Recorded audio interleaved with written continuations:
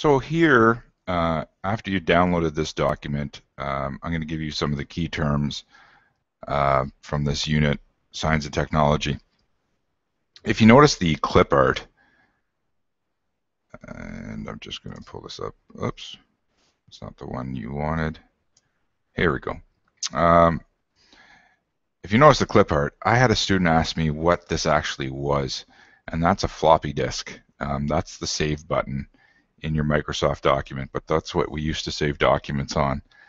And I don't know how many computers still have disk drives. I doubt there's any. And so my tech advisor here in class says you can't buy them anymore.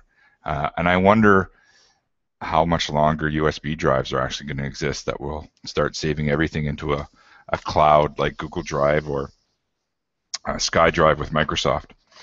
So yeah, that's just a little background on what that image actually is. So just fill in. A lot of these you're going to know, but just fill it in as I talk about it. So an avatar is a visual representation of an online user's alter ego. So a visual representation of an online user's alter ego. So this word kind of got used with the movie Avatar from a few years ago, but it's your visual representation of yourself. Biometric. Biometric is information pertaining to a person's body, like the patterns on a person's fingers or your fingerprints, or patterns in people's eyes.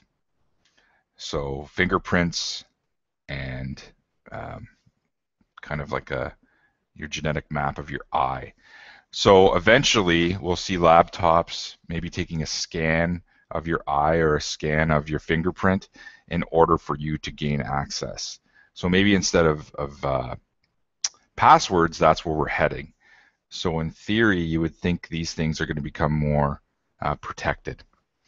An emoticon, I don't know why the course talks about this, but as you probably know this already, but a visual representation of facial expression using punctuation marks and letters, and used to clarify tone in internet-based communication. I'll repeat.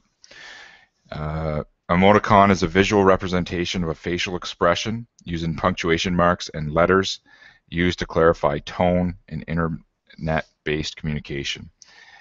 And sometimes through text messaging or tweets, we can't always understand the tone of someone, where they're being sarcastic or they're actually angry or being subtle. So we add emoticons to help clarify the message. Now I'm sure that drives a lot of English scholars crazy, as we're no longer using words to communicate, and some people would say the English language is deteriorating because of this. I'm not so sure of that. Next one is, I think it's pronounced gait, but I could be totally wrong here. And this is a specific way of walking that is unique to each person. So again, with improved security measures, this is something that they might be able to use for security purposes, to let you into an airport. It's just common feature or unique features to the person to allow you access, whether it's to a computer, and I don't know how you would measure that, or access to I don't know, a gateway or something like that. Identity theft is illegally obtaining another person's information, usually to commit illegal acts in their name. So, you know, stealing one's SIN card number, credit card information, and such. And actually, today banks are quite good to reimburse you if you were a victim of identity fraud or banking fraud. I had a few charges on my Visa card 2 years ago that I didn't make, and Visa suggests it was information taken from a key card that you use for a hotel, and they're able to extract some information. That's what they think. They're able to extract my credit card information from those cards that you put into your hotel room door to open. And I had a number of iTunes charges that originated in Luxembourg.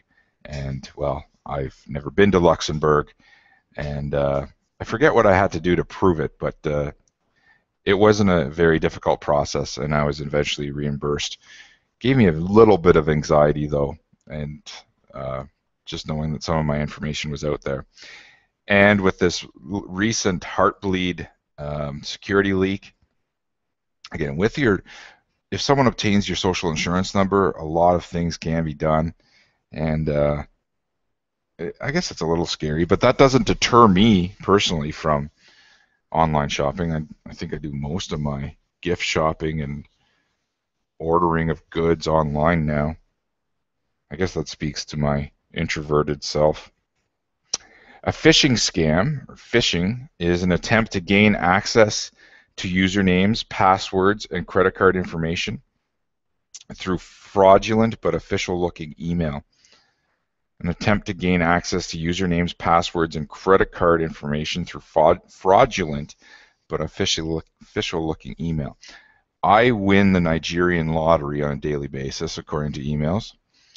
I'll get emails from what looks to be an interface from like the TD Bank, and they're looking to click and say there's some sort of security leak. So, but if you check the email addresses, they're not actually legit email addresses. They are often just made up. So you have to be very careful. And most banks will not send emails. The messages will actually go through your online banking. Second to last one is a smart wallet. And this is the use of smartphones to make purchases. And this is prevalent in Asia, especially Korea. Korea seems to be ahead of the game in terms of a lot of technology, where their bus passes, their bank cards are all on the swipe of a smartphone, which can be beneficial for people who lose their wallets on a regular basis. Korea is also projected to be textbook free in their classrooms by next year.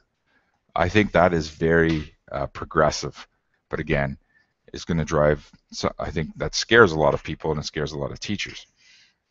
Now, with the move to this Interac Tap, I think it's called, I think we're pretty close for paying for purchases with our smartphone, and I think that's pretty cool.